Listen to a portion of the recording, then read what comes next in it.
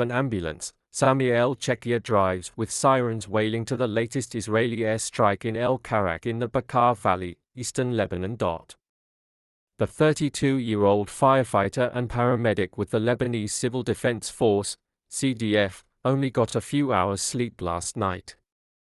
It is now the middle of the afternoon and he still hasn't had breakfast. Since the escalation of the war between Israel and the Shia Muslim Hezbollah, the men and women of the CDF see little rest and brace themselves for a mass casualty incident every day. This article contains graphic descriptions. It is starkly different from the last war with Israel in 2006, Samir says. We didn't have those kind of airstrikes. Recently, a fire station was hit and a church in the south, and our humanitarian colleagues have been killed. CDF workers say civilians, including women and children, are increasingly among the dead and injured when they attend a call-out. The war between Israel and Hezbollah is spreading deeper and wider across Lebanon. An intense bombing campaign has broadened far beyond the country's southern border villages and the capital Beirut, to towns in the fertile Bekaa and the historic city of Baalbek, principally Shia areas, where Hezbollah was founded. The port cities of Sidon and Tyre have also seen an increase in attacks.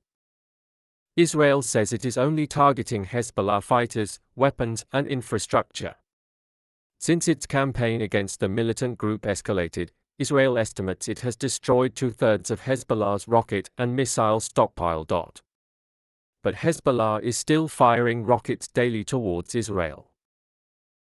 They spent 2 weeks with Civil Defense Force crews in the Bekaa Valley, which stretches eastwards to the border with Syria. Permission from Hezbollah was required to visit the scene of Israeli attacks.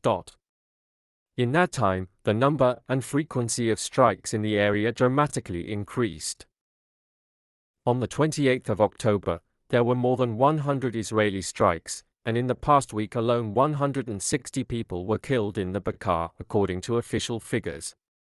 The Lebanese government does not distinguish between fighters and civilians in its figures.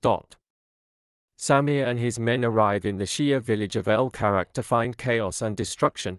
The air is thick with smoke and dust. Earlier at their station in the nearby city of Zal, they had heard a powerful explosion, and from their balcony seen a plume of smoke in the distance. They jumped into their fire trucks and ambulances and headed straight there. A woman in Chadha sits on the pavement begging to be let into the smoking ruins of an apartment block, but men reason with her to stay put. It is too dangerous. A second Israeli airstrike could be coming. The first body they find is of a man, blown across the ground by the explosion. There are survivors underneath the pancaked floors of the apartments and Samir goes deep in the rubble. He is not wearing plastic protective gloves as fire is still blazing inside, so when he finds a child, he can feel shattered bones beneath his fingertips. As he carefully retrieves the child, he realizes it is only half a body. The first victim I found was a child. I don't know if it's a girl or a boy, he tells me afterwards. Sorry to explain that. But it's from the stomach and up, from stomach and down there is nothing. In the past, the CDF crew have received phone calls telling them to evacuate a site they are attending. They assume they are from the Israelis. No such call comes on this day, so for an hour Samir and others dig deeper into the ruin.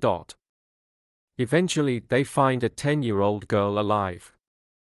She tells the rescuers that her 8-month-old brother, Mohammed, was next to her. After that, we started hearing the screaming of a small child, Samir says. Through a small crevice in the rubble they spot the trapped boy, trying to move his legs, his baby grow and a single blue sock visible to the rescue crew. They painstakingly remove the debris around him and he is gently cradled in Samir's hands and brought to safety. Mohammed is now being treated in Iraq for the head injury he suffered, his family says. The CDF works across Lebanon's sectarian divide. It does not discriminate, says Samir, who is Christian and is the head of operations at the station in Zal, a predominantly Christian town, dominated by a statue of the Virgin Mary, which rises 54 m above a hilltop. We don't ask the sex of the victim. We don't ask if he's black, white. We don't ask if he's Christian or Muslim. We are humanitarians, Samir says. The UN estimates that every day in October at least one child was killed and 10 were injured in Israeli attacks. Those losses, combined with those of their colleagues killed in strikes, are taking their toll on Samir and his men. Almost 24 hours after they left the El Karak site, a second Israeli attack brought down the rest of the apartment building. In the early evenings, Hezbollah still fires rockets from nearby hillsides, targeting Israel. One salvo of at least 6 projectiles causes a brush fire near Zal. In the town of Koda, the Hezbollah flag is planted on the ruins of one of the many buildings that have been flattened by Israeli bombs. Children's toys have been arranged at its base. A large red Shia flag flaps in the wind nearby. It is almost the only sound in the largely abandoned town. With a bandaged head, Jawad Hamza takes me through the rubble of his home. His 3 daughters died in the attack, including 24-year-old Nada, who was pregnant. He holds up another daughter's law books. She was studying to be a lawyer. There were no militants here, he says. Where are the missiles? Do you see them? He asks. The Iranian-backed Hezbollah began attacking Israel on the 8th of October 2023 in solidarity with its ally Hamas, which had carried out a devastating attack on Israel the day before. Months of cross-border exchanges followed, and then, in late September this year, Israel assassinated Hezbollah's leader, Hassan Nasrallah, and followed that with a ground invasion. Hezbollah is committed to Israel's destruction. But it is more than a militant group. It is the most powerful political force in Lebanon and a social movement which serves as a bulwark for Lebanon's long-discriminated Shia communities against other sects in the country. Tens of thousands of Israelis have been displaced by the year-long war. By attacking Hezbollah on multiple fronts, Israel hopes to degrade the group and let its people return home. Despite US-led ceasefire talks, neither side appears willing to back down. On the 30th of October, the Israeli military issued an evacuation order in the Bekaa city of Baalbek, which the UN described as the largest forced movement Lebanon has experienced in a single day since the start of the conflict. As many as 150,000 people were given only hours to flee another Israeli assault. There, not far from the magnificent Roman ruins with its towering temple of Bacchus, I met Hussein Nasser el-Din, 42, whose home had been destroyed in an Israeli strike the night before. No terrorist or bad person lived here, he says. All who lived here were decent people. He says it was home to families who had fled Beirut in 1982 during the country's civil war, including his own. We were born here and lived here, and we will stay and won't leave here, he says. As I leave, men with pickaxes and shovels are making slow progress in the rubble, and Hussein prepares to erect a tent on what was left of his home.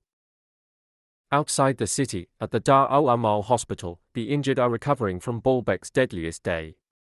Of the 63 people killed, 2/3 of those were women and children, according to the local governor. Israel says it struck 110 Hezbollah-linked targets.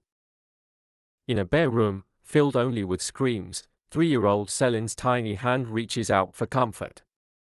But there is no one there. She has burns to her face, a fractured leg and wounds to her groin and side. Her mother, father, 2 sisters, and brother were all killed in the Israeli airstrike that left her broken and alone. Across the corridor of the intensive care unit, 2-year-old Kayan Smehar has a fractured skull. His mother, Najat, 24, kisses him gently on his cheek and cradles him to quieten him. He is still panicking, she tells me. And he is probably rerunning the scene as I am doing. I can handle it, but he is small, he can't. Tears roll down her cheek, but she is defiant. I'm crying because I am afraid for my baby. But if they think they can break us, they are mistaken. If I had to, I will sacrifice my son and my husband, my father, my mother, my sister, Najat says. Death of loved ones is hard, but not harder than getting humiliated. And we will hold on to our faith and to our traditions till death. At the small CDF station in the village of Furzal, between orchards and vineyards, the sun comes up after a cold night. The seasonal temperature is dropping here and most of Lebanon's shelters for the displaced are full. Sami arrives and I ask him how he copes with what he has seen. Some of the pictures are stuck in our head, he says, adding that they will never go away. He leans heavily on his faith. When you manage to keep one person alive, that will give you the strength to keep going, he says. And this is a power that's given from God, and we're going to still do our job. Even if we were directly targeted, we say here in Lebanon, God will keep us safe, and we have faith in God and He will keep us safe.